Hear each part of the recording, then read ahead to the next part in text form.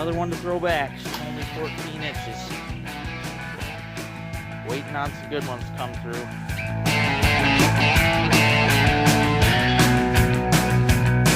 Well, it's all been told before, but I'ma tell it again. Oh, I ain't got time to lose, and I'll be what I am. I got a big bad motor, and you know it's a mean machine. You know I keep it running, and I keep it running clean.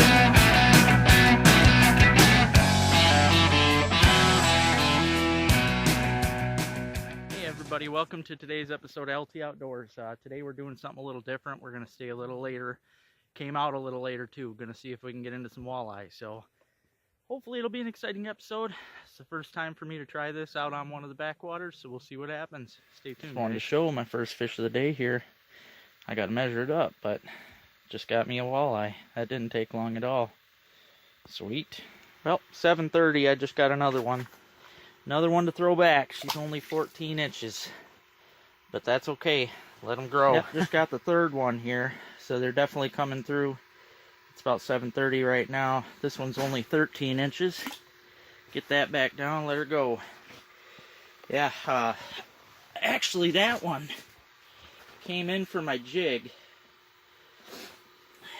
As you can see there on the Vex, that line that's moving up and down, that's my jig. That one flew in for the jig. He just barely bumped it. And then he didn't take it. Next thing I know, I turn around and that rod with the minnow was going down the hole. So, yeah, minnow rod's doing good. I got to get that. Killed the minnow. I got to put a fresh minnow on there. See, I got my pink crawler harness I tie up. Get that rig back down. Everybody, well, thanks for joining into today's episode. I was really hoping for a little more tonight, but you know what? I'm glad we got into some walleyes at least. You know, that's what I was after. It's always fun when you can get the target species. So, yeah, we'll give it another shot. Just got to find where the big ones are at. So stay tuned, guys. I'm going to keep on hunting fish. Well, last night didn't pan out all the greatest. I mean, we got a few small walleyes, but nothing too spectacular. So I thought I'd try and make an extra little bit for this episode out after some more pike. We'll see if we can get into some decent pike. Just got the tip up rigged up, so we'll see what happens. All right, guys, just want to show you here how I rig up my tip ups. I just caught a little perch, which I'm putting down for bait because I don't have any minnows. Not a bad size one. I mean, if it comes down to it, if nothing eats him, I'll eat him. But I'm going to put him down there. I use my Vexilar to set my tip ups. That way I know that I'm at the exact right depth rather than guess, because sometimes when you guess you end up in the weeds or you can make mistakes that way, but the Vexilar is good for this. I can get this set right down there. I want to be off the bottom at least a few feet, and then I don't like to use, see these tip ups, they come with these little hooks right here that you can hook the flag to. I don't like to use them. I think they take a little too much pressure to go off.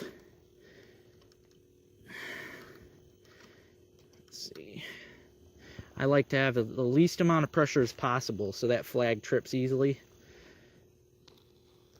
She's ready to rock and roll right there, so yeah, we'll see if we can get into some pike. Now, I can't mess around too much because I got to get back down there before they take off. But I just wanted to show, today's my first day testing out these Widow Maker lures right here. Check them out on Instagram. These things are tungsten. First day ever using them, and I'll tell you, these things are wicked. I've already lost one big fish on it. I'm guessing it was a crappie. And then I've caught 3 bluegill. This is the biggest yet. 3 bluegill and 2 perch, so doing good. Keep it up. Smaller one. Yep, that's okay though. Tip up bait. Just wanted to show you guys this. We got this, something my mom got me for Christmas. It's a HT rod holder. Screws right into the ice. It's got a screw-in stake. Very cool. I didn't even know they made these. Yeah, HT is a good company. But I'm going to use this as my tip-up rod. You see me catch that little tiny bluegill. I've got him on there right now. Drag's loosened up real nice, so that'll spin freely just about. And I'm going to go put a little clip-on bobber on there so that I can use it as a strike indicator. That way I can peek right out the window, and if that bobber's gone, I know I got a fish. So, yep, see if we can. Yeah, here I am, setting up that tip-up rod. I look over, oh yeah, she's spinning good too. I look over and this tip-up's up. See, she's spinning real fast. That means there's a fish on there. Going into pocket vision. Now, you want to wait for it to stop. You don't want to grab it when the fish is running. You want to let it take it. Fish is stopped. Yeah, he's on there.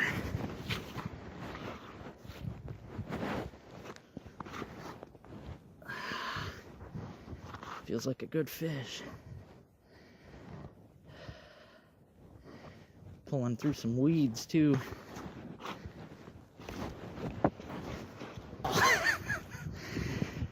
Of course I lose it. That was a big bass. Hopefully I got that on camera. Now I gotta catch some more bait.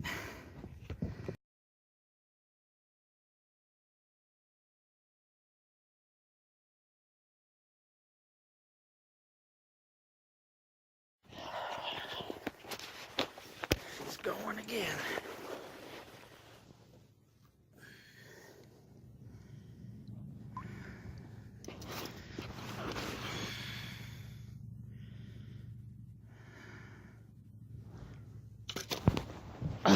Felt it pop out of its mouth. Bet you that fish is still just hanging around too. Might be that bass again. Which I wouldn't mind. I still got like a week left in the season. Well, been pretty slow so far. Had a few flags, which is awesome. The gills and that are pretty slow, but yeah, I just wanted to say though, Widow Maker lures, like I said, check them out, guys. This is one of their colors. This white here with the pink dots. It's awesome. And I like how the hook faces upwards. That makes for a good hook set. And these tiny hooks here hold the wax worm real nice. But yeah, another good thing about them though is they're tungsten, which for those of you that haven't tried tungsten jigs, they're really heavy. For how small they are, they're heavy, and it's nice because honestly with the tungsten, I won't even have to scoop the hole out. If I really didn't want to, I can just drop it right through the slush, and it'll go right down. Because honestly, you don't need the slush out of the hole anyway. It don't really hurt anything, unless it's, you know, if you're cutting through feet of ice, then obviously you got to get it out because it's too thick to pull a fish through. But on this little ice, it ain't bad. There's actually only about 3 inches, which shocks me, because it's been cold. Just enjoying the day, that's what it's all about. Come out, do some jigging. I wanted to add a little extra anyways onto last night's, walleye episode, since how it was pretty slow. Today's pretty slow, so figure I'd just combine the two.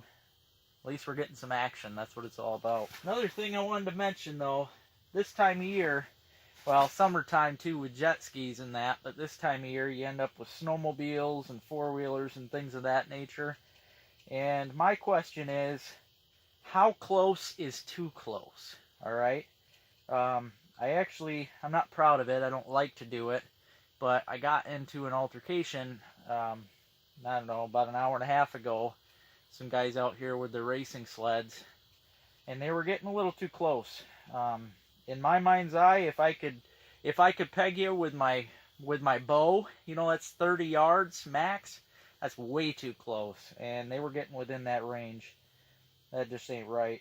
To me, there's so many places. I mean, especially it's a snowmobile. You've got big lakes all over that you could go play on them things. There ain't no need for that, especially to get that close. It's about respect. We got to respect each other. Same goes for hunting. You don't sit on top of guys. You don't put your stand up right next to each other. Same with fishing. You don't get your shanty right up next to somebody. It's about respect. We got to respect each other. As outdoorsmen, we're all in one big family. Ooh, that feels like a good fish. On that Widow Maker. Yeah, that ain't bad at all. Swallowed it too. Widow Maker lures right there. Boy, oh boy. He came in like a bat on a neck. But yeah, we're all in this together, guys, and women. I mean, when it comes to the outdoors, we gotta respect each other. We gotta respect the land and the water. Don't leave your trash on the water. That's another huge pet peeve of mine. I mean, I see so much trash, especially in the wintertime. I don't know what it is, but people seem to think they can leave it out there because it's a big wide open area. But guess what? In the summer, that trash that you left, it's just going to either sink and be in the bottom of that lake, or it's going to float around on the surface. And nobody wants that. It's disgusting. Every year I see propane tanks and propane caps. I mean, it's just ridiculous how much garbage lays around on the ice. I pick it up whenever I come across it. I actually found the place I'm fishing right now, I pulled 3 propane tanks off in one day last year. That's just disgusting. We got to take care of our resources, guys. They're not going to be around forever. I mean, the way things are going, you know, we gotta stretch things out the best we can. That way it's there for generations, hopefully. Yeah, it'd be nice to get into a mess of these gills, though. That one came in pretty quick. It is almost that time, though. It's going on 4 o'clock right now. And usually the bluegills, the best bite for me is on any lake, is always that last hour before dark. They seem to really pick up. So, yeah. I hope you guys are picking up something from all this. I mean, if you ever have any questions or anything, leave them in the comment section. I'm happy to help. That's what I'm doing all this for, you know. I love teaching people things. I love spreading the word, you know, of how I feel on everything.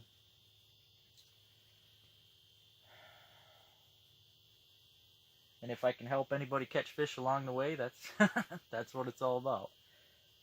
Because I hear people say, you know, it's not about catching fish, or they call it, you know, it's not called fishing, or it'd be called catching, stuff like that. To me, I'm out to catch fish. I'm not out just to sit. I see people go out and, you know, sit and drink and whatnot. I mean, if you're having fun, that is what it's all about. But to me, fishing is, you know, what it says, catching fish. Fishing didn't come about by people wanting to just have fun. It was all about bringing home food, which I do love eating my fish. So does my mother. I bring home fish and we eat it at least twice a week. That ain't no kidding. Now, I've had a lot of people ask me what the best method is to learning a new lake. Because I enjoy, you know, traveling to different places and fishing new lakes. I plan on fishing a lot this winter. Every year I do. I've fished pretty much my neighboring 2 counties. I fish darn near every lake.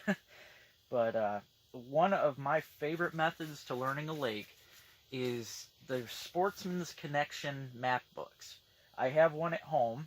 I'll post a picture on here, and I'll tell you, they are an exceptional tool for learning your lakes, learning what's in your lakes. I mean, those books, they show the stock reports, they show what fish, the creel counts, whenever the DNR does their net tests and stuff to find out what, you know, populations of fish are in there to take their estimates. That Sportsman's Connection has all of that in it.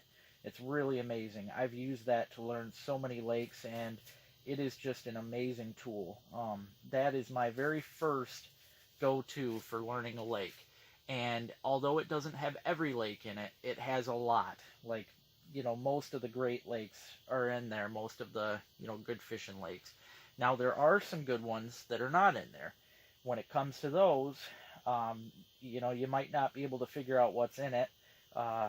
Obviously, if I look at a lake, I try to figure out the depths, which usually I use Google Maps, which I'll tell you what, another incredible tool that a lot of people, it's just underutilized. Google Maps on your phone, if you click on it, most of the time it's set to Street View. Well, you can swap that out to aerial views if you click on satellite. And I mean, some of the pictures aren't that great on the lakes, but some of them are just awesome. If it's a clear lake, the aerial views will actually show you. You can see the depth changes. Sometimes you can actually find, you know, like a sunken island. It's just an amazing way to find just structures, hidden structures and such. And I'll tell you, that's one of my favorite tools. I mean, sometimes it don't work if I don't have the signal and whatnot, but most of the time I can use that to find, you know, what I need to find. And usually if I can find, you know, the depths of the lake, and if I can find some sort of structure, whether it be weed beds or anything like that, I can usually guesstimate what species might be in there. But yeah, because usually if there's weeds and, you know, decent depths, you can almost bet that there's going to be panfish and bass and pike. Pretty much every lake in our state of Michigan has panfish, bass, and pike. You can almost always bet on that. And if the depths are great enough, you can usually count on walleye and some of the other species. Get a load of that one. Just came flying in for that little Widow Maker tungsten jig. Good company. You want to jig above the fish. When it comes to bluegills and that, well, almost every fish, ooh, feels like a good one. Oh yeah, another good fish. Yeah, when it comes to panfish and all them, you never want to jig below them. Fish like to feed upwards. So if you have electronics like this, you want to make sure you stop the bait before it gets to the fish. You don't want to drop past them. Sometimes that spooks them. See, like right now, sometimes if you stop it above them, they'll come right for it right away.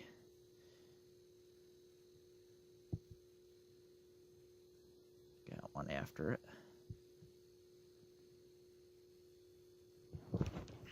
Feels like a smaller one. Yep. Just a little baby, but I'll tell you, I'm so glad that I found these Widow Maker lures, because they're not messing around. They've got some excellent jigs. They have a whole selection of great colors, but this white with pink spots just kind of reminded me of the old salmon lure they called the Wonder Bread, a spoon that I grew up seeing when I was a kid. I just love the color, so I thought I'd give this a shot. And it's working. I'm definitely going to be trying all the other colors out too, because they're great. Different colors, different shapes.